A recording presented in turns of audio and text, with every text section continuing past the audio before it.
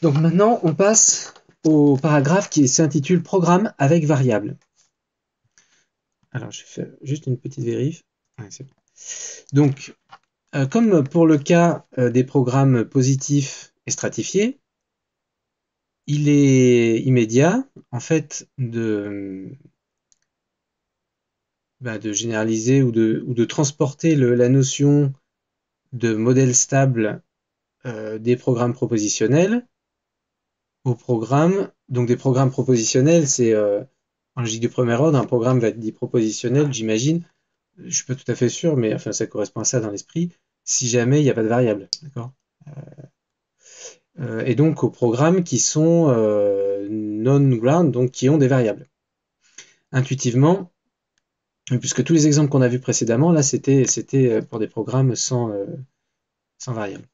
Intuitivement, donc cette étape revient à considérer des règles non-ground, donc évidemment avec des variables, comme des raccourcis pour toutes les grandes instances possibles, des raccourcis pour toutes leurs propres grandes instances possibles, obtenus en utilisant un domaine, le domaine qu'on veut, voilà, pour les termes à construire. Donc en fait, le domaine en question est en général l'univers de Herbrand du programme qu'on est en train d'étudier, qu'on a mis, qu'on a modélisé. Du coup, la sémantique stable pour les programmes non-ground, donc avec variable, est ainsi obtenue par le moyen d'une réduction au cas sans variable. Alors effectivement, c'est intéressant. Donc on a pour ce faire une définition, la définition 11. Étant donné un programme P, une interprétation M de P, c'est un modèle stable de P si M est un modèle stable de ground de P. Ok. Donc on éteint en fait voilà, au programme avec variable la notion de modèle stable simplement en disant que c'est un modèle stable de P si c'est un modèle stable de ground de P.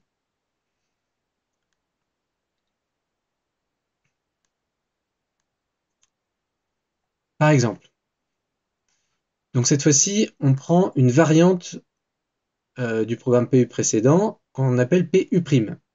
C'est-à-dire qu'on a le même programme PU que PU tout à l'heure, sauf qu'on ajoute Woman de Alice. Euh, donc on a Man de Dilbert, Woman de Alice. Je vais peut-être, oui, ça vaudrait le coup de regarder ça, comme d'habitude, sans le choc de page qui est embêtant.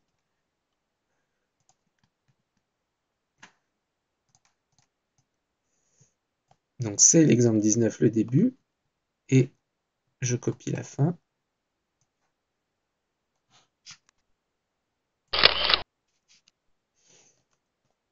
Voilà.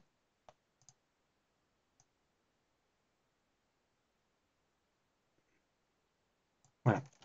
C'est vrai qu'on y voit un peu plus clair. Alors, je vais peut-être l'afficher en entier, parce qu'en plus, on peut. Voilà. Alors, on considère donc ce programme-là. Donc, il y a R1, c'est Man de Dilbert. Donc, Dilbert est un homme. Alice, pour R2, Alice est une femme. Donc, R1 et R2, ce sont deux faits. Et on a deux règles R3 et R4 qui nous disent si X n'est pas un mari mais est un homme, alors c'est X est célibataire. Et si X n'est pas célibataire mais est un homme, alors c'est un mari. Donc on a, par exemple, oui, donc là l'idée, effectivement, puisqu'on veut savoir quels sont les modèles stables de PU'. Donc les modèles stables de PU' étant les modèles stables de ground de PU', je revérifie en revenant sur la définition 11. Voilà, un modèle stable de P, U' est un modèle stable de ground de P' avec P'. Du coup, l'idée c'est déjà de visualiser ce qu'est ground de PU'. Alors ground de PU' ici, donc les auteurs déjà nous donnent un exemple de ground de toutes les ground instances pour la règle R3 par exemple. Alors la règle R3,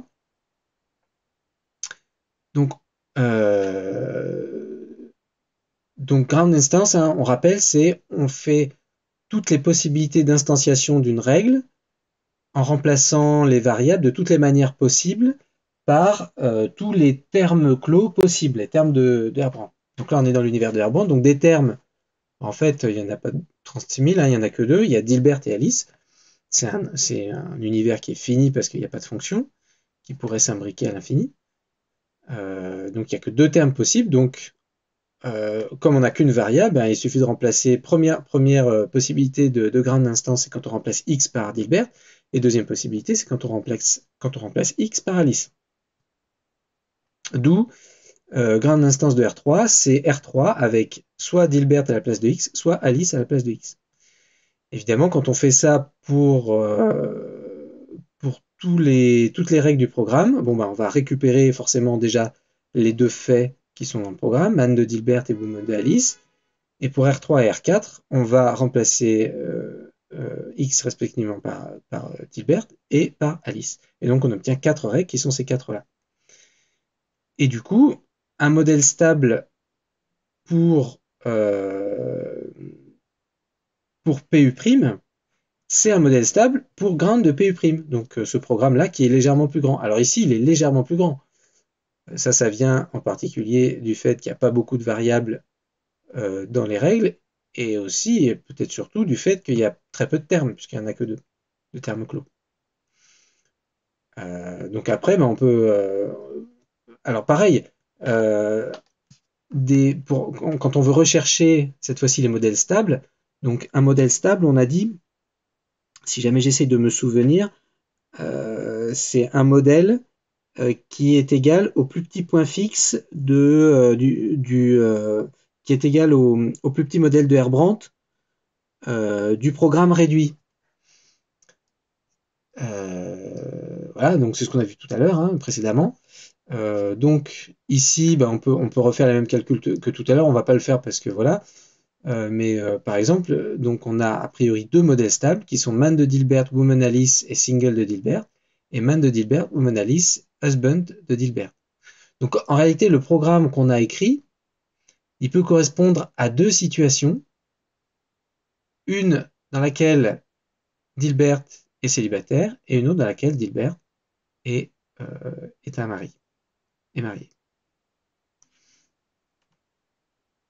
Voilà. Mais donc, il y a quand même, par rapport aux exemples précédents où il suffisait de proposer, en fait, enfin de vérifier pour une interprétation donnée que c'était bien le plus petit modèle de Herbrandt du programme réduit associé, là, il y a une étape où on va chercher toutes les grandes instances, en fait. Euh, voilà. Donc, c'est pas du tout anodin. On va le voir par la suite.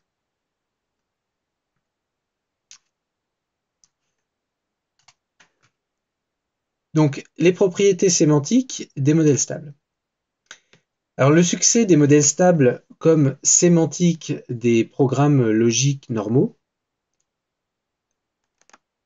avec un usage arbitraire de la négation, repose sur deux points importants, deux aspects importants. D'abord, les modèles stables ont une base théorique forte, bien définie, et probablement bien étudiée aussi. Ça, je sais pas, c'est pas mon domaine, j'ai pas encore de culture là-dedans.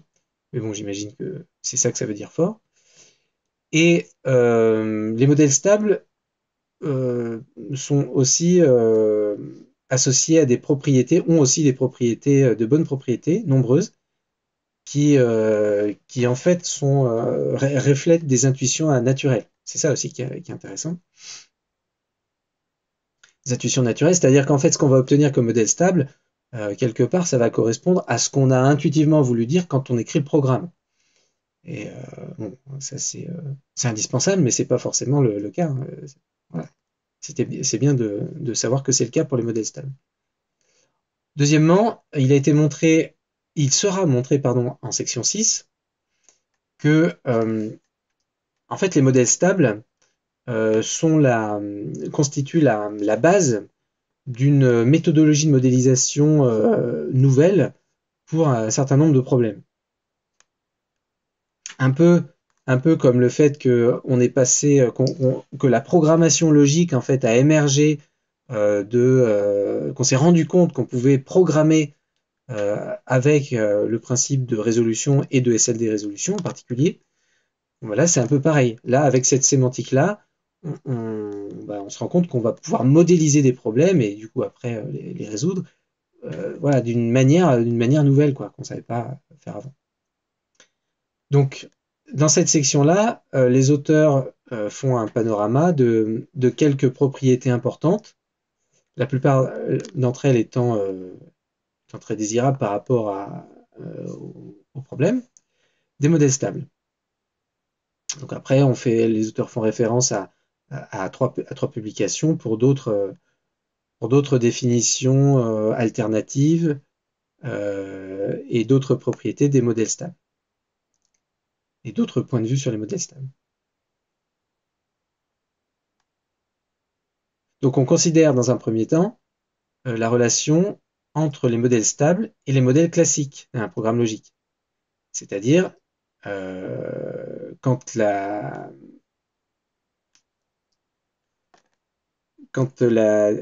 negation as failure est interprétée comme la négation classique. À cette fin, donc la notion de modèle de Herbrandt classique est facilement adaptée aux clauses avec des littéraux niés dans leur corps. C'est l'objet de la définition 12. La définition 12 nous dit quoi? Nous dit soit I une interprétation. Ok. I est un modèle. Alors, I est un modèle d'une clause.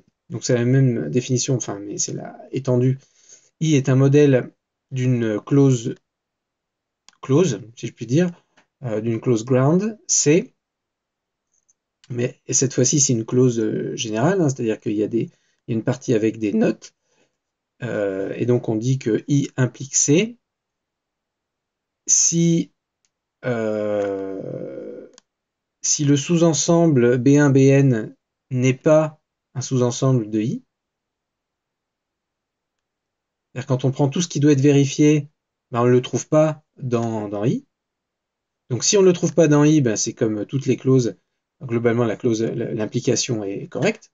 Si les prémices sont fausses, la conclusion est correcte, parce qu'en fait, à partir de prémices fausses, on peut impliquer tout ce qu'on veut. Donc ça marche.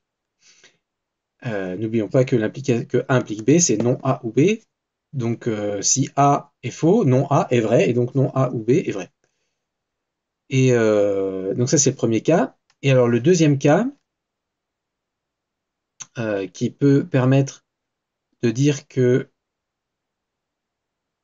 I est le modèle de C, est un modèle de C, c'est si l'intersection entre A, C1 et Cn, et entre l'ensemble composé de A, C1, Cn et I, n'est pas vide. Alors, cette intersection, elle peut être égale à A. Bah oui, on sait que P implique U, c'est non P ou Q. Donc, si on a Q, ici c'est A, et ben ça marche.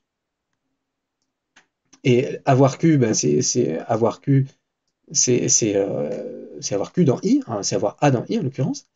Et si on a au moins un CI qui est aussi dans I, ça veut dire que CI est vrai, ça veut dire qu'on a CI, donc notre CI est faux, et comme notre CI est faux, le corps de la règle est faux, et donc la règle est vraie.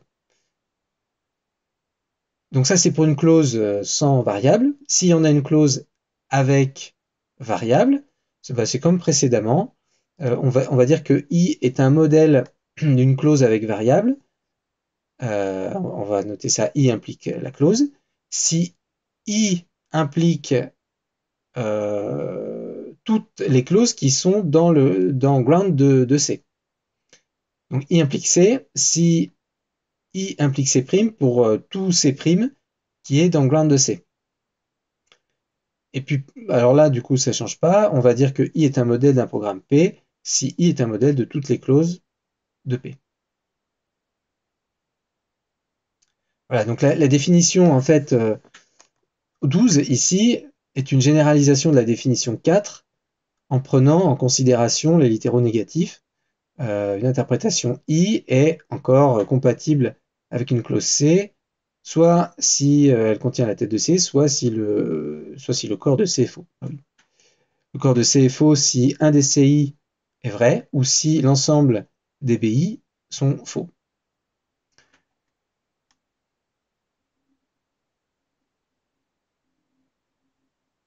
Ok, voilà. Et donc la définition du dessus correspond à la notion de modèle d'Herbrandt satisfaisant la clause A ou non B ou non B1 pardon ou non BM ou C1 ou CN. Oui, ça c'est ça. Voilà, où le not est interprété comme la négation classique habituelle. Ouais, c'est exactement ça. C'est pour expliquer la première partie, là, celle qu'on a de la définition 12, celle qui est ici, c'est exactement ce que j'ai fait. J'ai dit non, P implique Q, c'est non P ou Q, et donc ça explique à chaque fois, c'est à partir de ça que j'ai expliqué ça. Donc effectivement, ça correspond vraiment à la sémantique de la négation classique. Alors du coup, maintenant, on a un petit théorème, qui est le théorème 4, qui dit quoi? Qui est en deux points. Donc le premier point nous dit tout modèle stable de P est un modèle de P. Ok, donc un modèle stable de P. Donc un modèle de P, c'est ce qu'on a là, c'est ce qu'on vient de redéfinir. Et un modèle stable de P, eh ben, c'est ce qu'il y a en définition 11. Donc tout modèle de P n'est pas forcément stable, mais tout modèle stable est un modèle de P. C'est-à-dire que le fait, un modèle stable, c'est défini comme un modèle stable de ground de P. Donc ce n'est pas forcément évident qu'on ait la propriété du théorème. Mais là, il se trouve que le théorème nous dit ici, si vous prenez une interprétation qui est un modèle stable pour tous les éléments, non, pardon, qui est un modèle stable pour ground de P, alors cette interprétation-là, c'est un modèle de P au sens de la définition 12, c'est-à-dire en fait au sens de la définition classique sur l'univers d'Herbrandt avec la définition classique de la négation. Ça, effectivement, c'est intéressant parce que voilà, parce que on garde l'interprétation classique de la négation. Et le deuxième point, c'est quoi? C'est un modèle stable M. Un modèle stable M ne contient aucun modèle M' de P en propre. Il n'existe, si on prend, ouais, c'est ça, c'est-à-dire qu'en fait un modèle stable M est un modèle minimal de P, minimal par rapport à l'inclusion. Je rappelle un modèle de P, c'est un sous-ensemble, c'est un sous-ensemble de la base d'Herbrandt. Et donc, un modèle stable, c'est aussi un sous-ensemble de la base d'Herbrandt, mais qui est minimal par rapport à l'inclusion. Si j'arrive à trouver un modèle stable d'un programme P, je sais qu'il n'y a aucun autre modèle qui est strictement contenu dans ce modèle stable. C'est-à-dire si j'enlève le moindre atome clos de ce modèle stable, ben, j'ai plus un modèle. Voilà. Évidemment, il sera plus stable non plus, mais j'ai surtout plus un modèle. Donc c'est quelque part, par rapport à ce qu'on a en tête, la minimalité, c'est vraiment la minimalité d'un modèle, c'est vraiment trouver le bon modèle qui correspond exactement à ce qu'on a voulu exprimer dans le programme. Et donc, on garde cette propriété de minimalité. On ne dit pas, voilà, ce qu'on a exprimé au travers de notre programme, eh bien, les modèles stables qu'on en déduit ne disent pas plus, ne disent pas des choses en plus qu'on n'aurait pas voulu, dont on n'aurait pas parlé dans le programme. Ce qui est une propriété aussi qui est très désirable parce que ça veut dire que quand on écrit un programme et que du coup on travaille sur les modèles stables de ce programme-là, on travaille a priori dans l'univers qu'on avait en tête, quoi, dans le fameux modèle intentionnel. Donc les propriétés qui viennent d'être exprimées garantissent que les modèles stables d'un programme avec négation profitent en fait de deux propriétés désirables qui sont des propriétés des modèles, des plus petits modèles des programmes positifs, des programmes sans négation. D'abord, un modèle stable M de P est compatible avec toutes les règles de P, c'est-à-dire qu'il ne contradit aucune règle. C'est un modèle de P. Et aussi, M contient, voilà, contient une quantité minimale de faits qu'on doit admettre vrai pour avoir cette compatibilité avec le scénario décrit par P. Donc c'est ce que je viens de dire. En fait, il n'y a pas d'informations redondantes déjà, et il n'y a pas d'informations en plus non nécessaires qui n'auraient pas été exprimées d'une manière ou d'une autre, même implicitement dans P.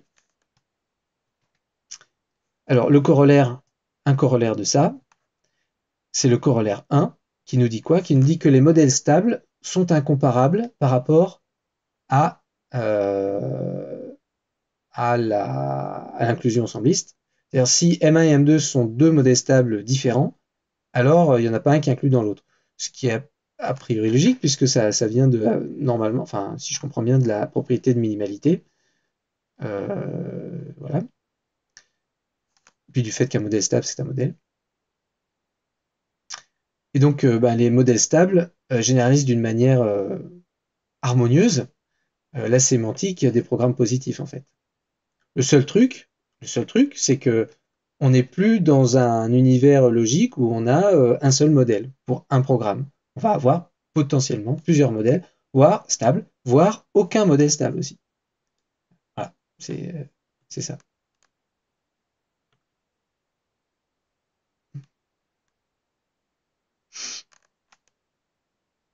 Donc voilà, le plus petit modèle stable d'un programme positif, le plus petit modèle pardon d'un programme positif est clairement le seul et l'unique modèle stable de P. Et pour la sémantique stratifiée, en fait, le modèle parfait d'un programme stratifié est aussi son unique modèle stable. Ça, c'est assez joli en réalité.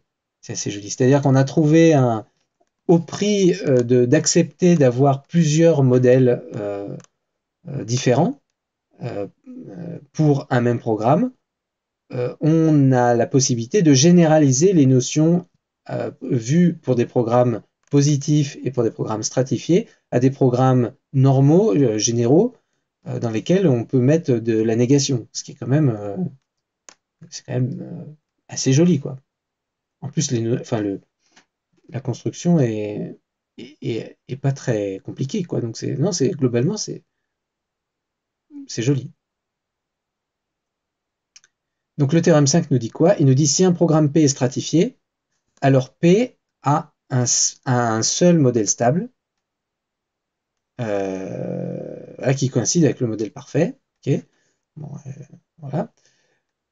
Alors par exemple, on a le programme PR relatif au réseau de voies ferrées qui est stratifié. Donc son seul modèle stable coïncide avec avec son modèle parfait. Il est en effet intéressant de noter que il y a seulement une configuration stable pour un programme stratifié. Bien qu'il puisse avoir plusieurs modèles minimaux. Alors là, je sais pas, j'arrive pas forcément à voir. Donc, il y a une seule configuration stable. Peut-être c'est en termes de stratification. Donc, l'exemple. Alors, est-ce que l'exemple illustre ce point? Si on considère le programme PM avec P de A, et donc on sait qu'on a le fait P de A, et la règle nous dit quoi? Si j'ai P de X et si j'ai note Q de X, alors j'ai R de X. Euh,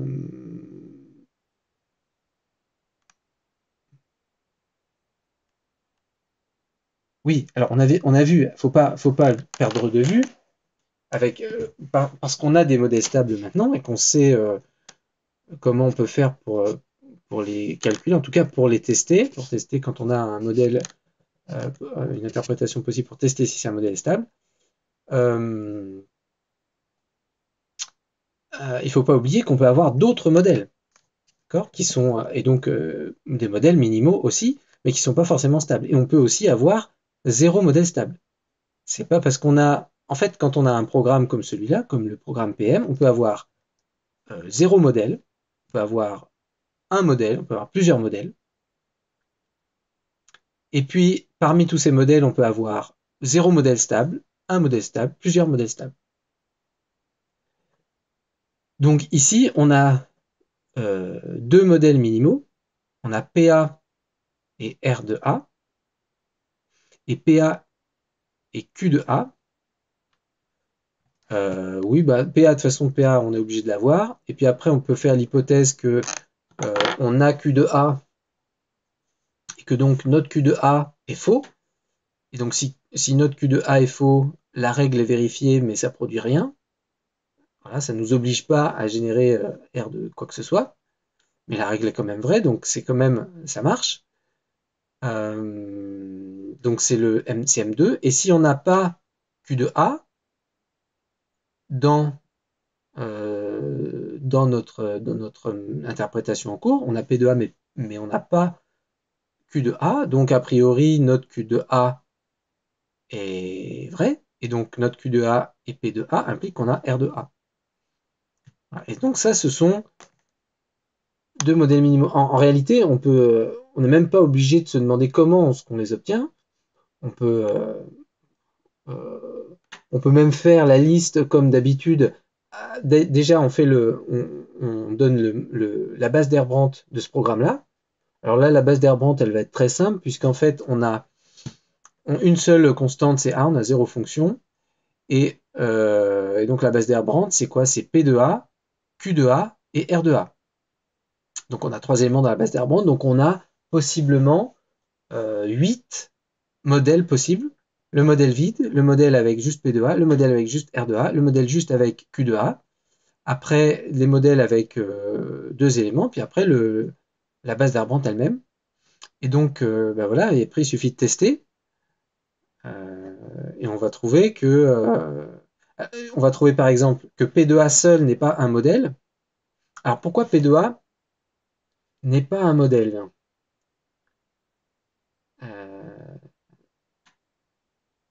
alors, si P de A, là on nous dit on obtient deux modèles minimaux, P de A R de A et P de A Q de A. Ça veut dire que P de A tout seul, c'est pas un modèle. Or P de A tout seul, il vérifie P de A.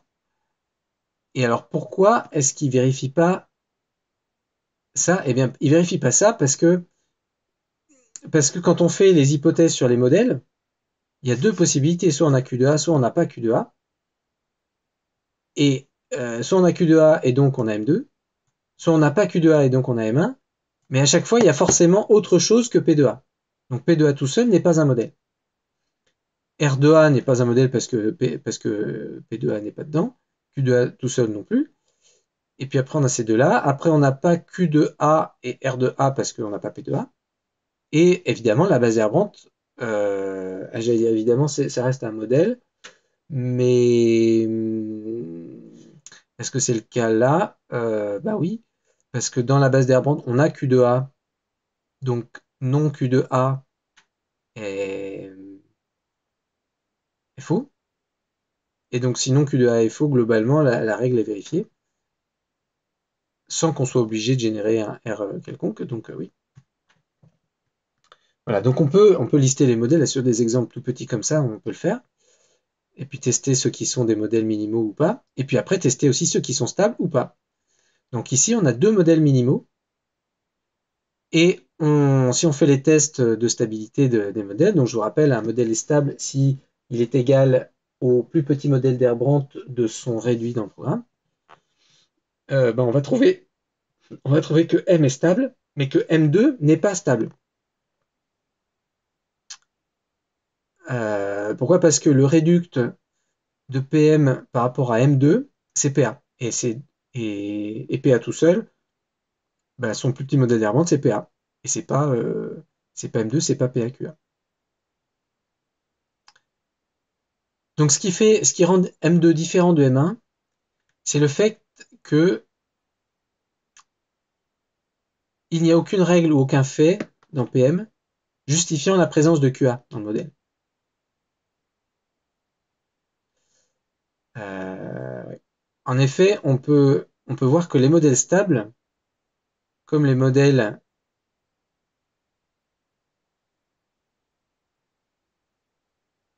stables,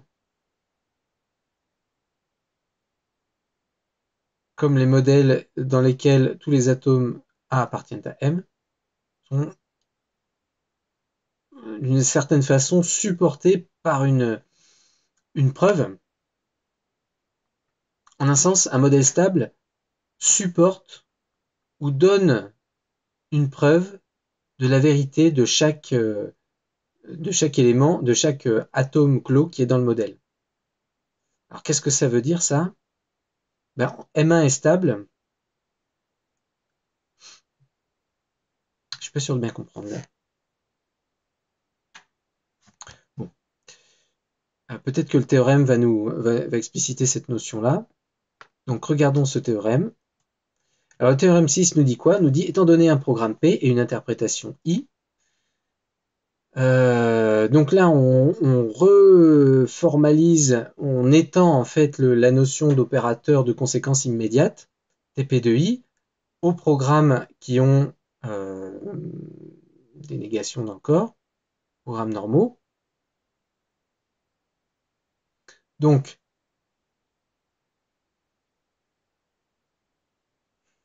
on a un programme P et une interprétation de I. Et en fait, ah oui, ça c'est intéressant. C'est-à-dire qu'on peut, jusqu'à présent, on n'avait pas vu comment on calculait, comment on obtenait un programme, un modèle stable. Jusqu'à présent, on a juste, ce qu'on a souvent fait, c'est qu'on a dit, ben voilà, les modèles stables, on peut les obtenir comme sous-ensemble de la base d'Airbrandt. Donc, on calcule la base d'Airbrandt, puis après, on fait la liste de tous les modèles stables possibles. On l'a encore fait il y a 5 minutes. Et après, on teste, simplement, si c'est un modèle stable. Voilà.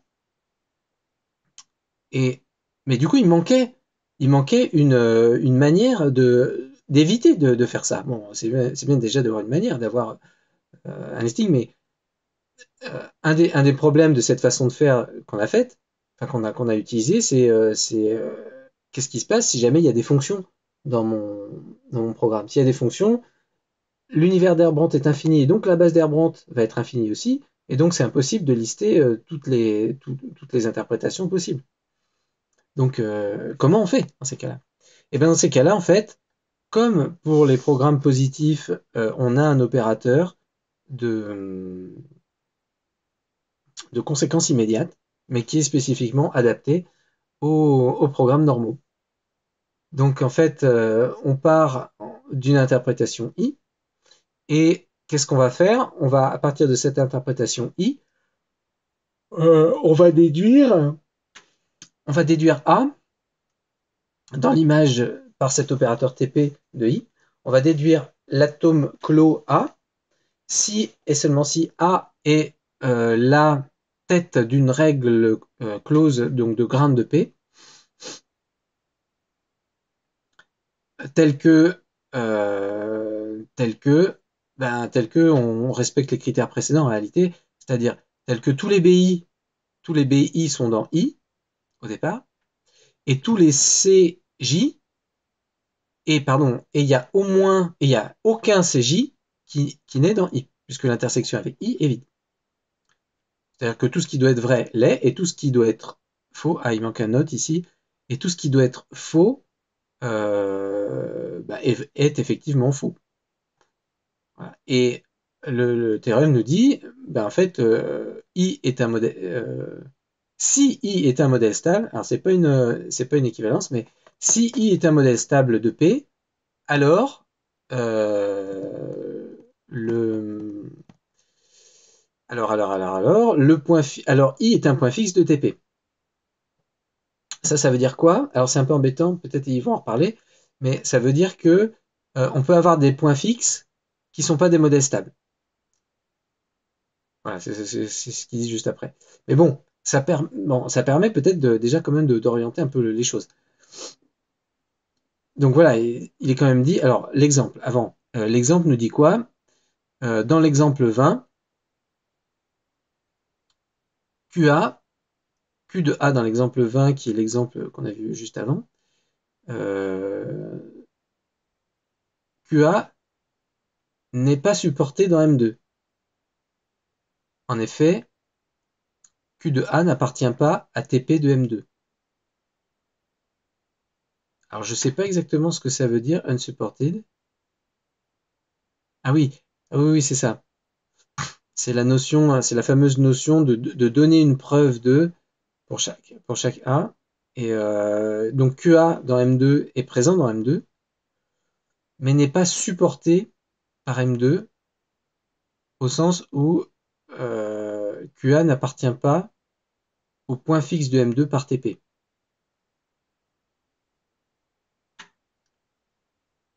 Oui, donc en fait, ça veut dire que oui, ça veut dire que là, on voit que quand on a un modèle candidat, on se demande si c'est un modèle stable, on peut appliquer le théorème 6, c'est-à-dire on peut calculer l'opérateur de point fixe et trouver le point fixe et regarder ce qu'il y a dedans. Et si c'est pas égal, alors là on sait que c'est pas un modèle stable. Si c'est égal, ça peut être un modèle stable si le point fixe est égal à l'interprétation de base. Alors ça peut être un modèle stable, mais c'est pas obligatoire.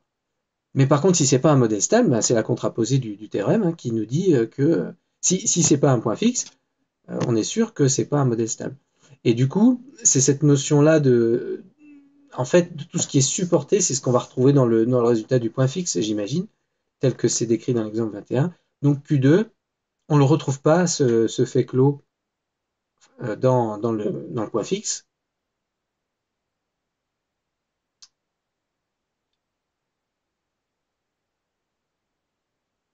On le retrouve, oui, on le retrouve pas dans le point fixe. On le retrouve même pas, c'est même pas d'ailleurs on le retrouve pas directement, on le retrouve directement pas dès la première itération, en réalité. Donc on va pas le retrouver dans le point fixe. Et donc, il y a des, voilà, il y a des faits qui sont des faits clos qui ne sont pas supportés par M2 en réalité. C'est-à-dire des faits, mais qui, par rapport au programme, ne sont pas viables, ils vont pas rester et ils vont pas faire en sorte qu'on ait un point fixe. Donc, globalement, le modèle n'est pas stable. Alors, on vient de dire, et c'est ce qu'on verra plus tard, donc on vient de dire que ce théorème-là, il est important, mais c'est pas une équivalence. Et donc, on peut avoir des modèles, des interprétations qui sont des points fixes de cet opérateur, mais sans être des modèles stables.